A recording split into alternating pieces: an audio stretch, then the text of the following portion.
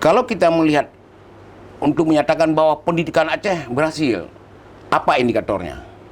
Di atas dinas pendidikan kan Ada Pak Gubernur. ada Sekda. Ya. Tidak fokus terhadap pendidikan.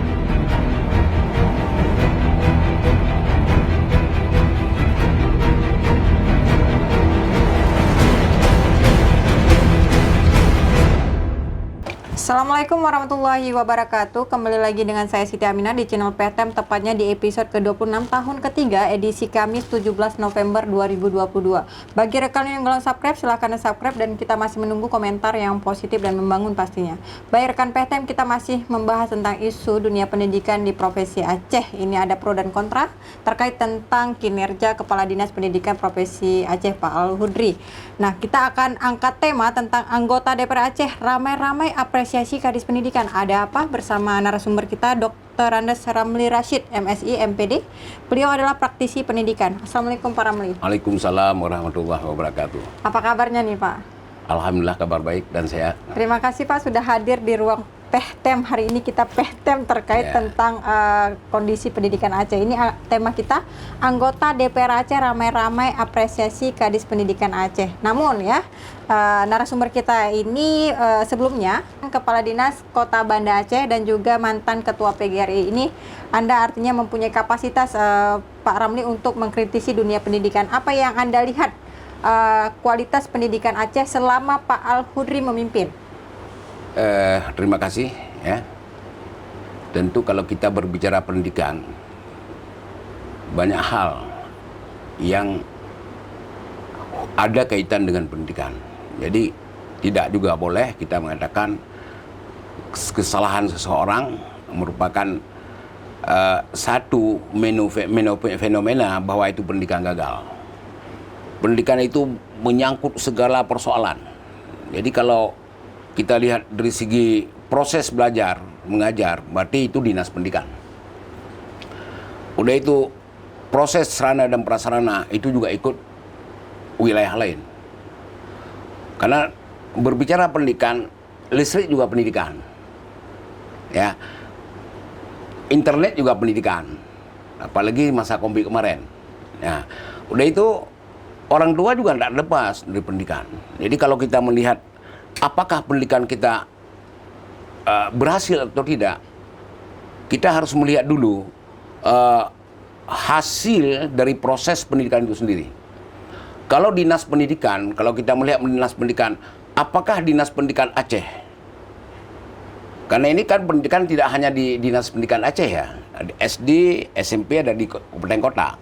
Tapi ini kita fokus untuk Provinsi Aceh.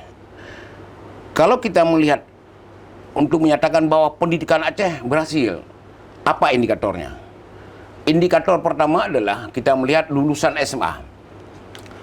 Apakah lulusan SMA di Aceh 2 tahun terakhir ini memang diterima di perguruan tinggi baik negeri dan swasta yang papan atas? Tapi kalau hanya diterima di perguruan tinggi biasa-biasa saja, ya, ini kita belum berhasil. Belum berhasil. Belum berhasil. Ya, kalau hanya diterima, oh semua banyak sekali anak Aceh sudah masuk perguruan tinggi. Pertanyaannya perguruan tinggi mana? Karena masih banyak perguruan tinggi swasta juga yang cukup mahasiswanya. Sama dengan SMA di Banda Aceh misalnya. Ada beberapa sekolah yang memang siswanya 3 lokal, 2 lokal, 1 lokal. Ini berarti bahwa ada yang lari ke tempat lain kan? Nah, ini juga sama. Kalau kita melihat SMA. Oke, dari indikator lulus perguruan tinggi. Lulus perguruan tinggi. Karena yang kita lihat kan di situ. Yang kedua, nanti kita bahas kenapa itu kan. Yang kedua lulus SMK. Karena ini yang di bawah dinas pendidikan. Keberhasilan, indikator keberhasilan SMK itu adalah mereka juga mampu berkompetisi di perguruan tinggi dan mampu berkompetisi di dunia kerja dan mandiri. Nah, karena ada yang mampu berkompetisi di dunia kerja, ada yang mandiri. Tapi soal Jakarta ditanya orang kita, oh kerja kan bukan di pemerintah, yes oke. bukan hanya di pemerintah, di perusahaan-perusahaan yang benefit. Nah, memang kita di Aceh sedikit sekali perusahaan. Persoalannya kembali ke proses pembelajaran. Nah, kita kembali. Saya belum melihat 2 tahun terakhir ini lulusan SMA di Aceh yang diterima di perguruan tinggi papan atas Indonesia yang banyak, tidak bisa dihitung. Ya, karena kita punya pengalaman. Saya pernah guru SMA 1, ya, guru modal bangsa, kepala SMA Sigli, kepala SMA 7, kepala SMA 3. Itu kayak pindah kelas anak-anak kita ke satu fakultas. Dan fakultasnya fakultas yang ternama. Tapi sekarang apakah ada? Kita serahkan kepada Dinas Pendidikan. Kalau Dinas Pendidikan ingin mengatakan bahwa kita berhasil, publish. Ya, publish. Lulusan SMA di Aceh tahun 2001-2002 di perguruan tinggi elit sekian, berarti sekian persen. Kalau ini belum, ya belum. Ada, tetapi tidak sesuai dengan fakta di lapangan, Iya, ya, Pak. yang saya katakan begini, prosentasenya yang kita bicara, kan bukan semua. Nah, ini yang jadi standar kita. Standar kita, saya sebagai orang pendidikan, kalau standar saya di situ. Apakah lulusan SMK di Aceh semua tertampung di dunia kerja? Dan mampu dia berkompetisi dengan dunia usaha. Ya, dunia usaha kan hanya nggak di Aceh. Kita bermimpi lulusan SMK di Aceh bisa berkompetisi di dunia. Cuma ini kita serahkan kembali kepada leading sektornya, Dinas Pendidikan. Kalau itu sudah berhasil, alhamdulillah. Tapi kalau tidak berhasil, apa penyebabnya? Penyebabnya ini yang harus kita kaji. Maka ini harus rembuk. Kita harus semua ikut berpartisipasi. Oke, tapi saya ambil highlight-nya, Pak Ramli. Tadi Anda mengatakan indikator ya keberhasilan itu di SMA dan SMK. Kalau SMA itu tingkat masuk lulus perguruan tinggi yang kelas atas. Tapi faktanya pada masa Pak Al-Hudri, Anda tidak melihat itu? Kita nggak punya data, tidak punya database. Saya tidak minta mengatakan, berhasil atau tidak, database nggak ada, karena nggak ada pernah dipublis. Seharusnya Dinas Pendidikan juga mempublikasi, mempublish. Lulusan SMA tahun ini sekian ribu, sekian masuk perguruan tinggi, dari perguruan tinggi itu sekian persen dia adalah masuk di perguruan tinggi papan atas. Ada publikasinya Pak Ramli, tapi hanya terkait persentase kelulusan saja, tapi tidak diberikan penjelasan apakah perguruan tinggi yang lulus itu kelas atas atau memang kelas menengah atau kelas bawah seperti itu. Itu aja mungkin yang kan statement saya pertama sudah jelas. Kalau lulus di perguruan tinggi, kita kan banyak perguruan tinggi di Aceh. Benar. Mulai dari Kota Langsa sampai ke Aceh Selatan ada perguruan tinggi. Apa kita hanya berkutat di Aceh? Benar. Yang mau kita berapa di UI, berapa di Gama, berapa ITB, IPB, Erlangga dan sebagainya. Begitu dengan swasta. Berapa di Gunadarma, berapa di Pelita Harapan. Oke. Pak Ramli, tadi Anda menyampaikan dua hal, SMA dengan SMK, kemudian SMK lulusan perguruan tinggi dan juga di dunia kerja. Apakah hanya dua itu indikator untuk melihat kualitas mutu pendidikan Aceh? Itu kan yang nampak terlihat. Nampak terlihat. Kalau misalnya kualitas guru tidak diukur. Makanya ini begini. Makanya kalau kita melihat kalau itu sudah indikator itu tercapai, berarti proses pembelajaran bermutu. Ya kan? Kalau itu belum, berarti kembali kepada guru. Nah, makanya saya katakan untuk meningkatkan mutu pendidikan minimal 5 hal dulu yang tidak boleh dikesampingkan. Oke, 5 hal. Nah, pertama dari 13, tapi 5 yang paling penting. Pertama muridnya, yang kedua gurunya, dukungan orang tua, manajerial institusi pendidikan, keuangan. ya, dana dan sarana. Di samping dukungan masyarakat. Nah, ini keberhasilan. Bisa kita meningkatkan mutu kalau ini. Padahal masih banyak, ada 13 lain. Nah, jadi oleh karenanya hari ini kita melihat bagaimana sistem kerjasama dinas pendidikan dengan institusi lain.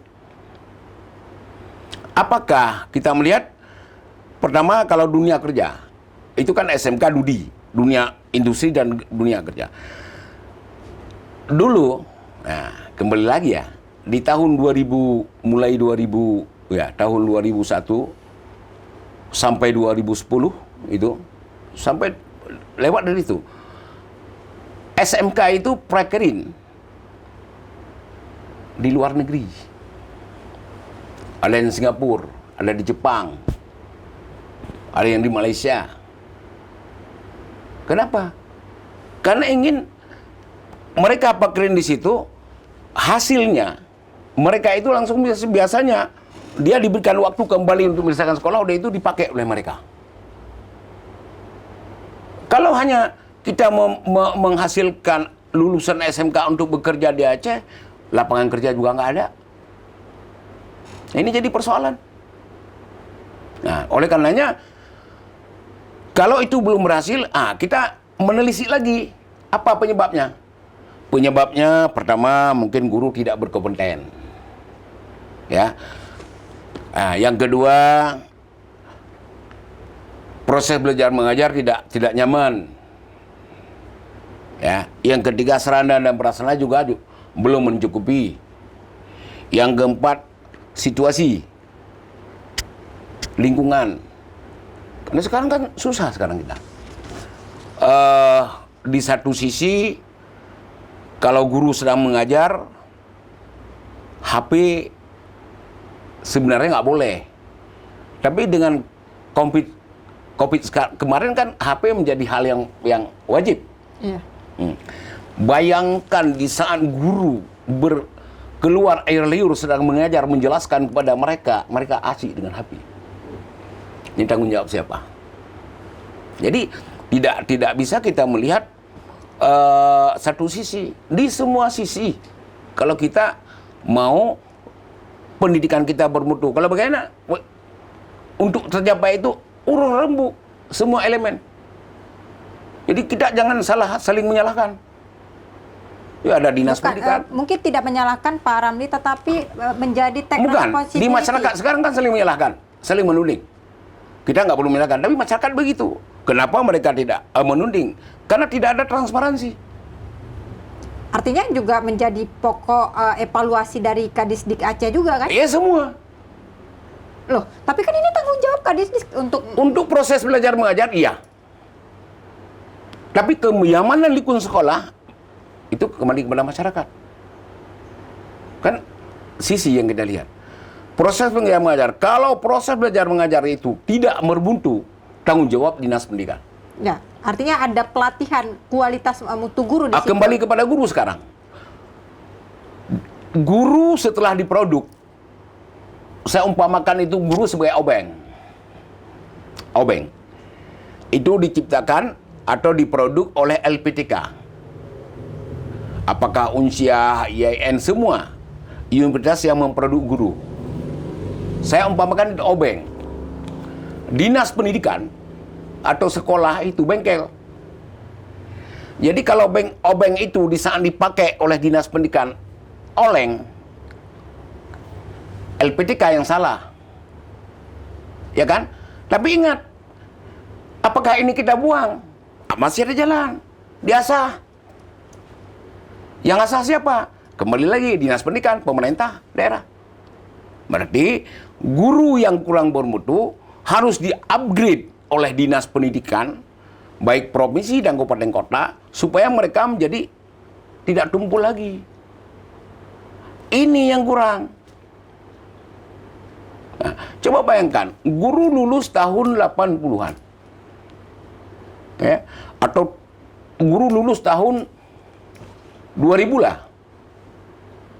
Sampai hari ini dia nggak pernah pelatihan. Perkembangan ilmu pengetahuan dan ukur, ya, guru dari hitung. ya selalu kalah. Nah, ini yang jadi persoalan. Apalagi kurikulum terus berkembang. Nah, tapi guru tidak dikembangkan. Jadi masalah. Oke, tapi ada beberapa hal ini terkait tentang kemunduran ya Pak Ramli oleh Kadis Pendidikan Provinsi Aceh. Yang pertama tentang kesejahteraan guru yang memang dinilai masih kurang. Kemudian ada beberapa lagi ada penyetaraan, misalnya guru banyak ditransfer di pusat kota, tetapi tidak merata ke seluruh kabupaten seperti itu. Nah ini kan juga persoalan guru. Dan ada kegagalan-kegagalan yang lain memang disebutkan oleh beberapa narasumber PEHTEM yang kontra terkait Kadisdik Aceh. Namun apa yang menjadi hal yang urgen? Apakah memang Pak Al-Hudri ini di mata Anda kan ini Pak Ramli sangat tahu banget nih soal pendidikan Aceh karena sudah berkutat lama di dunia pendidikan, kepala sekolah berganti di mana-mana. Anda sangat tahu banget permasalahan yang kompleks di Aceh itu apa? Ya. Persoalan pertama ya, kalau Aceh hari ini, pendidikan Aceh. Iyalah, Aceh hari ini, pendidikan Aceh hari ini ada 3 komponen yang paling parah. Komponen pertama menyangkut dengan guru tidak bisa mendidik anak, ya, melatih, membina dan membimbing, hanya bisa mengajar. Kenapa? Pengaruh dengan Undang-Undang Perlindungan Anak. Padahal tugas guru mendidik, membina, membimbing, mengarahkan. Yang terakhir baru mengajar. Mengajar translate ilmu di YouTube banyak. Tapi bagaimana membentuk anak manusia ini berkarakter, itu tugas guru. Tapi ini nggak bisa dilakukan. Kenapa? Guru tidak ada perlindungan. Padahal ada Undang-Undang Nomor 14 Tahun 2006 tentang perlindungan guru. Tapi itu selalu diabaikan. Coba kalau seorang guru sedikit aja jewer anak langsung ke ranah hukum. Ini siapa tanggung jawab? Seharusnya pemerintah daerah, CQ Dinas Pendidikan, provinsi dan kabupaten kota berkewajiban memberikan pendampingan terhadap guru yang sedang bermasalah. Ini tidak dilakukan. Tapi ini juga tidak dilakukan. Tidak dilakukan. Ini jadi persoalan. Nah, hari ini ada 1, 2, 3. 3 guru, 3 daerah guru yang bermasalah yang belum terselesaikan. Nah, Kedua Pak Ramli, tadi Anda sebutkan 3 hal. 3 hal. Yang kedua, mutu guru kita rendah. Kenapa mutu guru rendah? Karena seperti yang saya katakan tadi, setelah kita produk Ridya, kita nggak pernah asah. Sudah itu, yang jadi persoalan lagi adalah kita menghendaki kalau mungkin pelatihan di tingkat nasional, internasional itu sifatnya global, nggak mungkin. Ada musyawarah guru bidang studi dan mata pelajaran. Itu yang harus dibayar oleh provinsi kepada sekolah-sekolah. Artian di sekolah itu ada di kabupaten kota ada Capdin. Sebenarnya itu ada harus dana di situ. Guru fisika misalnya hari Senin semua guru fisika nggak ngajar.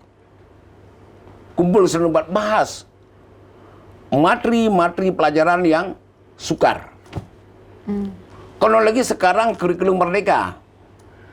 Soalnya kan ditanya orang kita berapa guru kita yang sudah paham dengan guru merdeka dengan kurikulum merdeka. Oh, masih banyak yang nggak ngerti. Padahal kalau memang kurikulum merdeka itu bisa dijalankan, sangat aman. Tapi mereka tidak mempunyai keilmuan tentang itu. Nah, Dan yang ketiga? Yang ketiga adalah pemimpin kita. Ya, pemimpin kita. Pemimpin mana nih Pak? Pemimpin kan umum. Oke. Bukan hanya satu. Bukan hanya dinas pendidikan. Kan di atas dinas pendidikan kan Ada Pak Gubernur. ada Pak Gubernur, ada Sekda. Oke. Ya. Tidak fokus terhadap pendidikan. Contoh, lebih mengutamakan kepentingan lain daripada proses pembelajaran. Beberapa waktu yang lalu, guru kepala sekolah lebih penting Zoom daripada seharusnya tugas kepala sekolah adalah ini udah yang berlalu. Contoh saya bilang, sebenarnya pagi 7.30 sampai 8.30 guru kepala sekolah itu harus ada di sekolah untuk melihat sejauh mana proses pembelajaran sudah berjalan. Aman tidak? Bukan malah Zoom. Jadi lebih penting Zoom daripada Ini tidak, makanya tanggung jawab pimpinan sangat menentukan berjalan atau tidak. Apalagi kalau pimpinan menggunakan kekuasaan sebagai penguasa, bukan sebagai pembimbing dan pembina. Oke, Pak Ramli, tadi Anda mengatakan bahwa pemerintah juga tidak terlalu fokus kepada pendidikan, tetapi secara realitanya selama ini memang anggaran yang di tubuh dunia dinas pendidikan itu lebih tinggi dibandingkan SKPA lainnya. Misalnya di dinas pendidikan, misalnya tahun ini saja misalnya dari 3, sekian triliun terrealisasi 2,8 triliun. Apakah memang ini jumlah yang sangat tinggi di mata Pak Ramli? Tapi ini ada dua. Satu menyangkut dengan anggaran. Ya, yang kedua, yang pertama menyangkut dengan manajerial, yang kedua menyangkut dengan anggaran. Maka kenapa saya katakan tidak? Itu pertanda tidak fokus. Anggaran ada, tetapi digerjakan Tidak fokus. Persoalan tidak fokus kita juga nggak tahu kenapa terjadi demikian. Saya pikir bukan tahun ini, Apakah Pak Ramli tahun yang lalu juga 4 triliun lebih. Oke. Apakah Pak Ramli dalam hal ini mempertanyakan kapasitas Pak Al-Hudri sebagai Kepala Dinas Pendidikan Aceh? Sebagai Kepala Dinas, kalau di bidang pendidikan ya. Kan nggak mungkin kita bertanggung jawab kepada Dinas Kesehatan.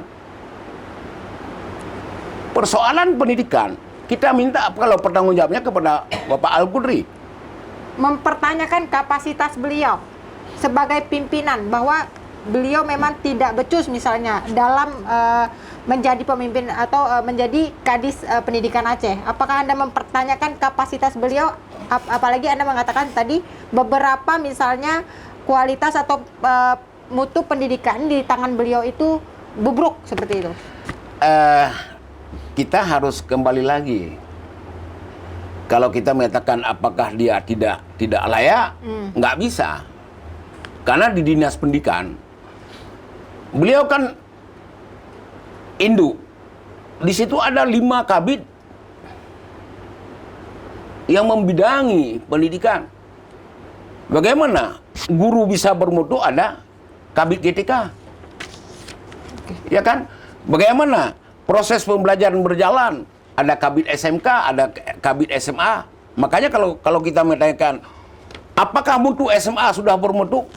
Tanggung jawab pertama adalah di Dinas. Kepala SMK, kepala bidang SMA. Apakah siswa SMK sudah bermutu? Itu kita pertanggungjawabkan kepada kabid SMK. Tapi induknya tentang beliau. Kalau di ABRI, kesalahan seorang prajurit tanggung jawab adalah seorang jenderal. Memang Pak Al-Hudri nggak bisa elak kalau ini. Kenapa? Karena dia pemimpin. Nah, ini yang jadi persoalan. Tidak segampang itu. Baik Pak Ramli, tadi dengan beberapa hal yang Pak Ramli sebutkan terkait tentang kualitas mutu pendidikan Aceh yang memang dinilai minim ya. Tetapi akhir-akhir ini setelah membahas anggaran APBA Aceh, ini DPRA ramai-ramai apresiasi Kadis Pendidikan. Ada apa nih? Padahal beberapa hari lalu DPRA juga sempat mengkritik, meminta PJ Gubernur Aceh mengevaluasi kinerja Kadis Aceh. Tapi setelah anggaran disahkan ataupun apa, ini kok bisa ramai-ramai memuji ini kinerja Kepala Dinas Pendidikan nih Pak Ramli. Berarti anggota DPR itu tidak taat azas. Hari ini dia mengatakan A, besok dia katakan B. Ada apa ini? Tentu publik bertanya. Kita nggak bisa jawab kenapa. Tapi publik pasti bertanya. Kenapa bisa terjadi seperti itu? Jangan-jangan ada udang di balik batu. Bisa terjadi. Saya kecewa seperti itu. Kalau memang disuruh evaluasi. Kalau hasil evaluasi baik, kenapa tidak? Ya kan? Evaluasi tidak layak, ya diganti. Kan itu persoalannya. Tapi di saat pandang umum dulu, ramai-ramai menyatakan evaluasi kinerja dinas pendidikan, mulai dari Sekda waktu itu, Sekda dan beberapa dinas lainnya. Kemarin ada statement Al-Hudri telah melakukan sesuatu. Memang wajib Pak Al-Hudri melakukan sesuatu karena tugas dia.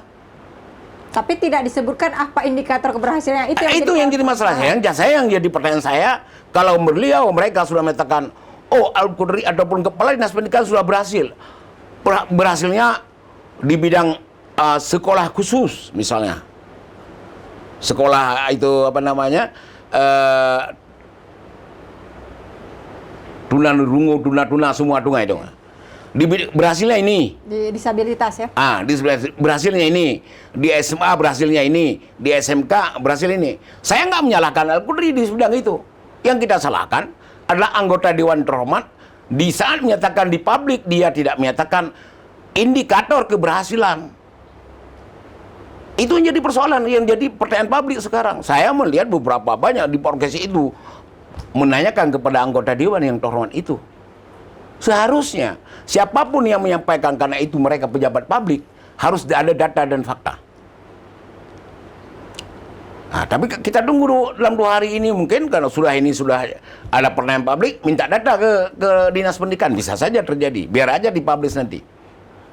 Baik, terima kasih Pak Ramli atas waktunya. Menarik sekali pembahasan kita hari ini Pak Ramli, tapi karena waktu kita sangat terbatas, silahkan sampaikan closing statement Anda kepada pemirsa PTM di rumah ataupun kepada DPRA atau ke Pendidikan Aceh. Silahkan Pak Ramli. Terima kasih pertama kepada DPRA. Dengan statement yang kemarin itu, saya berharap memang anggota Dewan Terhormat itu partai politik. Mereka adalah orang berpolitik. Walaupun orang politik, tapi harus tahan adas. Kalau sudah dikatakan A, tidak boleh dikatakan B. Menyangkut dengan kepentingan publik. Beda dengan kepentingan politik. Ini harus kita bedakan. Kalau kepentingan politik, hari ini dia mendukung seseorang, besok lusa dia mendukung yang lain boleh. Tapi ini menyangkut dengan kepentingan publik, menyangkut dengan anak bangsa. Ya, statement mereka bisa, kalau salah-salah statement mereka itu bisa menjadi persoalan terhadap masyarakat. Yang kedua, kepada Dinas Pendidikan di semua jajaran, fokuslah kepada pendidikan. Hari-hari bicaralah tentang pendidikan, jangan bicara yang lain. Apa artinya? Sesuatu yang tidak penting selalu dibicarakan menjadi penting, tapi sesuatu yang penting dilupakan menjadi tidak penting. Itulah hari ini lembaga pendidikan kita. Hampir kita lupa mendengar bagaimana strategi pemerintah Aceh dan pemerintah kabupaten kota berbicara dalam setiap kesempatan menyangkut dengan bagaimana strategi peningkatan mutu pendidikan. Ini yang paling apa. Yang terakhir, kepada masyarakat, kita berharap masyarakat harus mengkritisi semua kebijakan pemerintah. Karena kritik adalah teman setia. Kalau kita tidak mengkritik seolah-olah itu sudah benar, atau apalagi kita melakukan pembenaran yang salah, itu menjadi masalah malapetaka bagi kehidupan kita sendiri. Terima kasih, saya pikir. Baik, terima kasih Pak Ramli atas pesan singkatnya ya. Baik pemirsa PTM, menarik sekali bersama Pak Ramli Rashid, praktisi pendidikan. Tentu pemirsa PTM sudah mengambil kesimpulan dari pembahasan kita hari ini. Tonton terus podcast kita di setiap Senin dan Kamis pukul 10 pagi dan jangan lupa tekan lonceng untuk mendapatkan informasi baru.